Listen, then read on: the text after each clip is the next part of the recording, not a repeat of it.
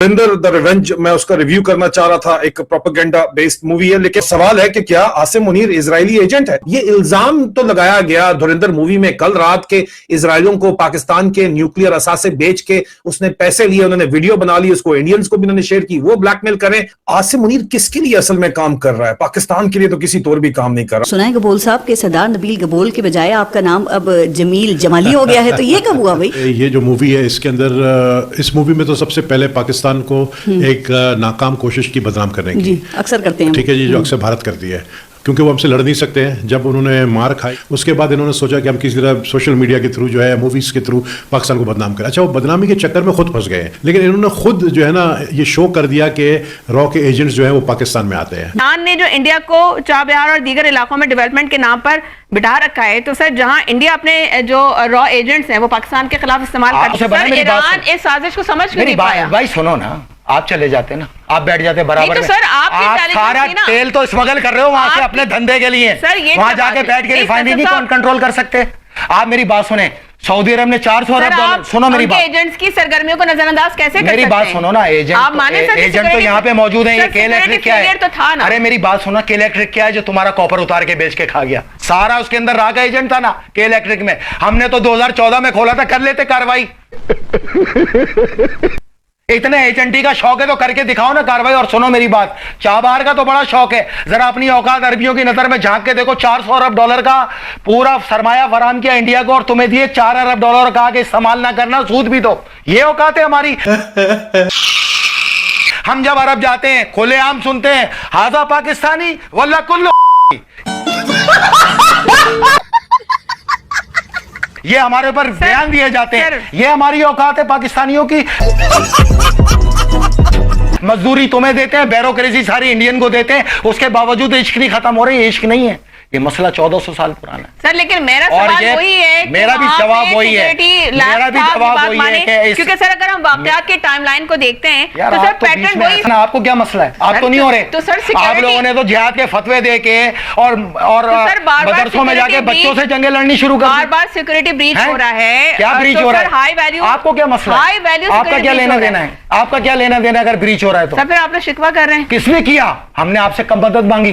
किससे हमने कहा कि हमें सपोर्ट करो? ये तो इंसानियत सपोर्ट कर रही है आवाज की सूरत में। DGISI इजरायलियों को बहुत हैवी अमाउंट इल्जाम लगाया गया कि पैसे देके पाकिस्तान के न्यूक्लियर राज उन्होंने बेचे हैं। ये धुरंधर के अंदर इल्जाम लगाया जाता है और उसका आखिरी मिनटों में क्रेडिट चलने के बाद ये चीज मजीद खुल के सामने आती है, रेवलेशन होती है। तो उस मूवी में दिखाया गया है कि फिर एक वीडियो भेजी गई DGISI को और DGISI को कहा गया कि वीडियो देख लो, दुबई में इसराइलियों को पाकिस्तान के न्यूक्लियर राज तुम बेच रहे हो, जिसकी वीडियो इसराइलियों ने बना ली थी और हमें भी दी है, और अगर ये वीडियो बाहर आ गई तो पाकिस्तान में तुम्हारा तिया पंचा एक हो जाएगा।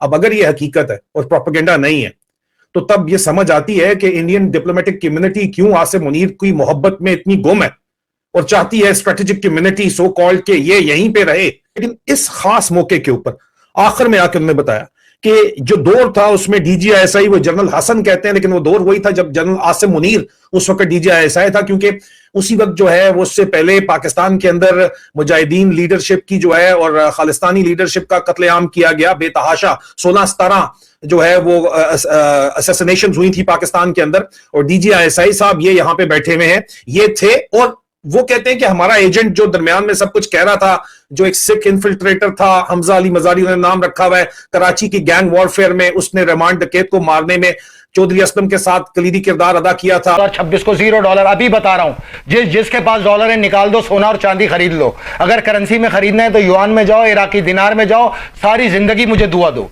26 नवंबर 2026 को ना डॉलर है ना पाकिस्तान पे कर्जा है। अल्लाह का शुक्र अदा करो, पाकिस्तान से बेफिक्र रहो आप।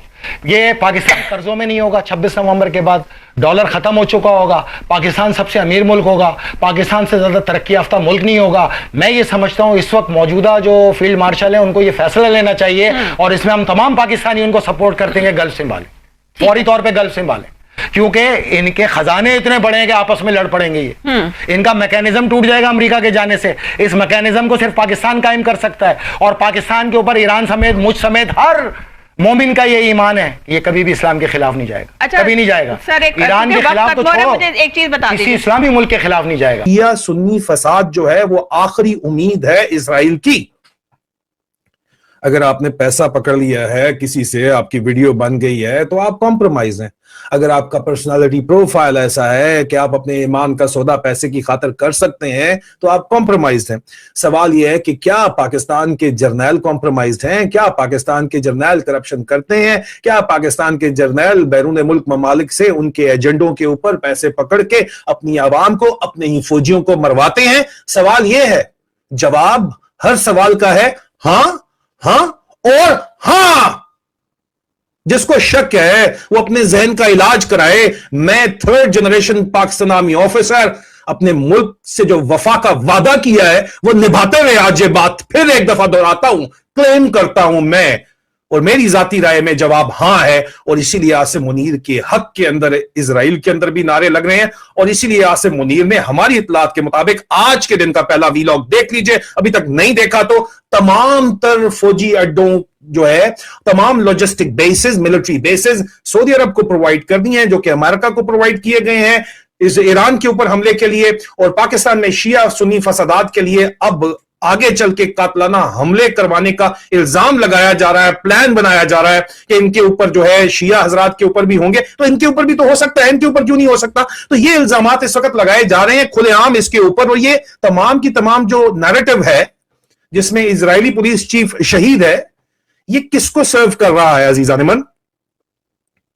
کس کے کہنے کے اوپر یہ کام ہو رہا ہے؟ وہ پاکستانی میڈیا جو 100% کنٹرولڈ ہے, 100% کنٹرول ہے. کسی کو کوئی شک ہے تو فریڈم آف پریس انڈیکس اٹھا کے دیکھ لے. وہ پاکستانی میڈیا جو 100% کنٹرول ہے, اور وہ پاکستانی جرنیل جو ظاہری بات ہے واشنگٹن ڈی سی کے آگے سجدہ ریز ہیں, وہاں پہ یہ کلیئر کٹ سنی شیعہ ڈیوائڈ کو کریٹ کرنے کے لیے بات کی جاتی ہے.